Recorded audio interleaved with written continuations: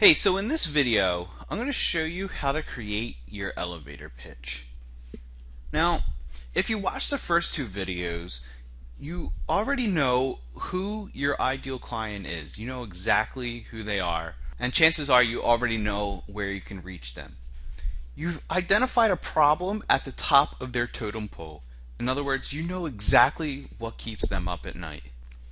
And you've created a service offering to solve that problem for them. Now you're ready to create your elevator pitch.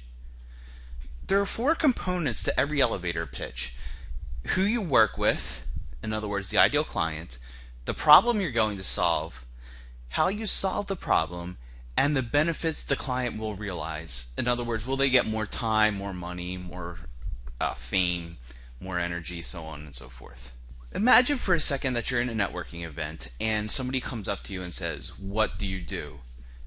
The typical response that I see most agencies and SEO firms answer is something along the lines of, "We do social media marketing," or if they're more sophisticated and spend a little bit more time coming up with this answer, they'll say something like, "We help get companies noticed on social media." It's one of those two answers, but the problem is both of these answers are extremely boring and extremely generic. So what typically happens after you give this answer? Well, first the person rolls his or her eyes, or if she's polite, she sits there quietly waiting for you to finish before going off to meet somebody else. And you never actually get to give the rest of your elevator pitch. It's kind of frustrating, right? Now I want to introduce to you the answer to this problem, and it's called the want statement. I learned this from a woman named Terry Langens, who actually there's an MP3 of her right below this video where you can download a teleseminar that she gave. And the want statement is the opening to your elevator pitch. It catches your audience's attention and it gets them to ask, "Oh yeah? Well, how do you do that?" And that right there is the key.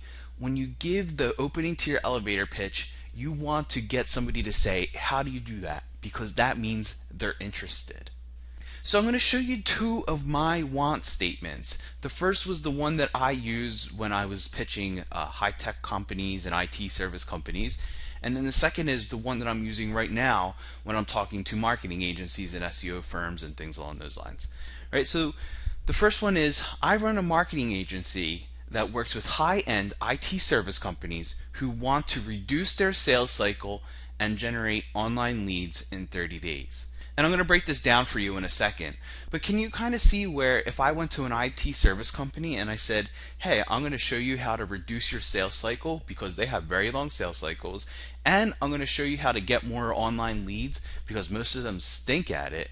Can you see, well, hey, wait a minute, how the heck do you do that? Right? And I get that so many times. And then I would just go into the rest of my elevator pitch. And here's the second one that I'm using. I work with marketing agencies who are tired of being bullied by crappy clients and want to work with high paying clients who respect them. Again, if you're a marketing agency or a PR firm or something along those lines listening to this video, aren't you at least going to say, "Wait a minute, how does he do that?" And that is your opportunity again to show people how you do it and to give them the rest of your elevator pitch. So the want statement formula, there are two formulas that I use and I'm going to show them to you right now. The first formula is, I work with blank who want blank and blank. So the first blank is exactly who you work with, your ideal client, and what do they want? They want the first blank, right, so that they want their first problem solved, and then the second blank is their second problem that they want solved. So for instance, I run a marketing agency that works with high-end IT services, that's my first blank, who want to reduce their sales cycle, that's my second blank, and generate online leads in 30 days, that's my third blank. Another one, I work with mortgage brokers, that's my first blank, who want to stand out from the competition, that's my second blank, and underwrite seven-figure deals. So who I work with and the two problems that they want solved. And finally, another example that I made up. I work with software as a service companies, that's my first blank, who want to double their conversions, that's my second blank, and increase the lifetime value of their users. That's my third blank. So again, who you work with and what are the two problems that they want to have solved. Next, I'm going to show you the second want statement formula, and it goes, I work with blank who are tired of blank and want blank. Let me show you what I mean. I work with marketing agencies, that's my first blank, who are tired of being bullied by crappy clients and want to work with high paying clients who respect them. So you can see my three blanks right there. What they're tired of, what is the biggest pain in the ass that they have, and what it is that they really truly desire. So another one. I work with bar owners who are tired of seeing empty seats on weekdays, a problem that many bar owners have, and want to have kick-ass happy hours every day, right? That's what they really truly desire. So now it's your turn. Come up with 25 to 30 different wants that you can plug into your want statement. Use the words of your client. You interviewed your ideal client with the questions that we came up with in the previous video, so use those words that they were using to express the exact wants and desires that you feel will motivate them. And be very powerful. Make them as powerful as possible, okay? Bar owners want kick-ass happy hours. They don't want like, oh, just good happy hours or popular happy hours. No. They want kick-ass happy hours, right? IT service companies don't just want more online leads. No, they want more online leads in 30 days. Make it eye-popping. Make it memorable. Make them want to say, how do you do that? So pause the video right now and get to your want statements. I promise I'll be here when you return. Alright, so cool. You probably have created 25 to 30 different want statements and things along those lines. And now you're ready to answer the question, how do you do that? So you've talked to a client, you've talked to an ideal customer, and you've given them their want statement and they've already said to you, wow, how do you do it? Now you have to answer it. You will know your want statement is right when the person you're talking to says, how do you do it? Or tell me more. If they don't do that, then you have to scrap it and rethink your want statement and come up with more powerful words. This is where you tell them how you solve their problem from a very high 30,000 foot view. It's just going to be 3 to 4 sentences that are easy for you and your audience to remember. And if you make it sequential, it's much easier for you and your audience both to remember. So you want to briefly explain the benefit to the customer after every step. So for instance, first we do this because, then we do this because, and finally we do this because. So if you fill in those blanks, then you're well underway to answering the question, how do you do that? So for the IT services, if we were selling to IT services, it would say something like this. At first, we eat, sleep, and breathe your customers, so we know everything we possibly can about who you sell to. Then we apply our proven content marketing system, advertising your brand and expertise to your customers. And finally, we test and measure everything to make sure we don't waste a single cent of your money. And I'll break this down to you step by step for you. Okay? At first, we eat, sleep, and breathe your customers. That's what we do. So we know everything we possibly can about who you sell to. And that's why you, as my client, should care. Next, then we apply our proven content marketing system. That's what we do. We apply the proven content marketing system, advertising your brand and expertise to your customers. And that's why you, the client, should care. And finally, we test and measure everything. Again, that's what we do. The benefit is so we don't waste a single cent of your money. In fact, real quick, the reason why most marketing agencies don't get hired or most clients don't want to hire you as a marketing agency is because they're afraid of wasting money. If you can overcome this objection up front, you're well underway to signing that person up as a client. So here's some more tips to answer the question, how do you do that?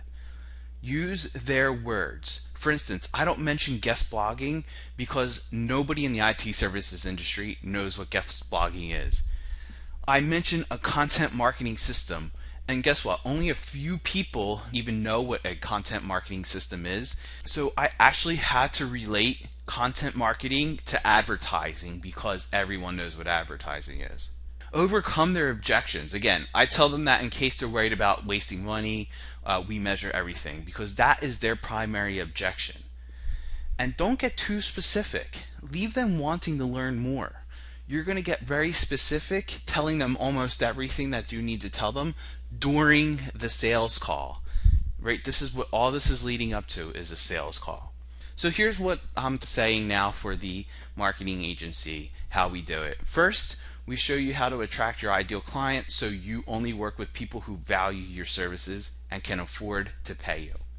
Next, we show you how to get your agency the exposure it needs to build your brand and expertise. Finally, we show you how to build an automated sales funnel that will ensure your agency signs up $1,000 a month retainer clients. So this is a work in progress. I've actually been working on this statement on my elevator pitch for about 3 weeks. Again, it doesn't come overnight. You're going to watch this video, you're going to practice, you're going to get it all together, and then you're going to try it out, and then you're going to tweak it and adjust it as needed. After you've told them how you do it, now you have to close. And you close with what I call the 3 mores. Terry Langens taught me this as well, and it is extremely effective. The 3 mores are the benefits companies realize from working with you.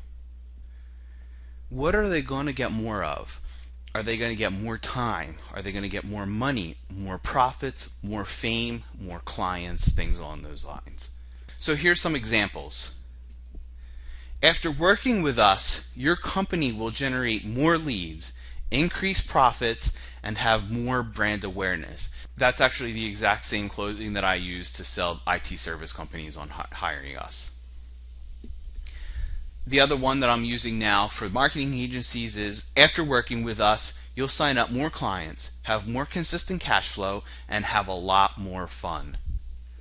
So after you close and tell them what they're going to get more of, you need to have a call to action. What good is going through that huge elevator pitch and then having nothing happen? Well, you want to have that call to action. You want to have a next step. And so the call to action is selling a sales call. You're not trying to sign them up on the spot. You're just trying to book an appointment with them. That's it. So in order to do that, end your elevator pitch like this and use this exact script that works like a charm. Why don't we schedule a time for me to stop by your office and I'll show you exactly how we helped other companies just like you. Use this exact script. So why does this work? One is, we're not really saying, hey, listen, let's book a sales call, right? That's a little bit too forward. However, both parties know exactly what you're trying to do. And you're also explaining to them, other people are using this system, it's working for them, and here's how it's going to work for you. And that's why this works like a charm. Here's a quick caveat though, right? Warning. If you have the sense that the person you're talking to isn't interested, then omit the call to action. There is absolutely nothing worse than making a call to action like this and then the person saying, well, no, I'm not interested. So if they aren't interested, or if you sense that they aren't interested, then omit the call to action. But if they're engaging, if they're asking questions, then you know what? Get that sales call. That's all I really have for you today. And in the next video, I'm going to show you how to validate the service that you built using this want statement, using this elevator pitch, so that way we actually know whether people want to use the service that you've created and whether or not it actually solves a problem that they have. So I'll see you at the next video.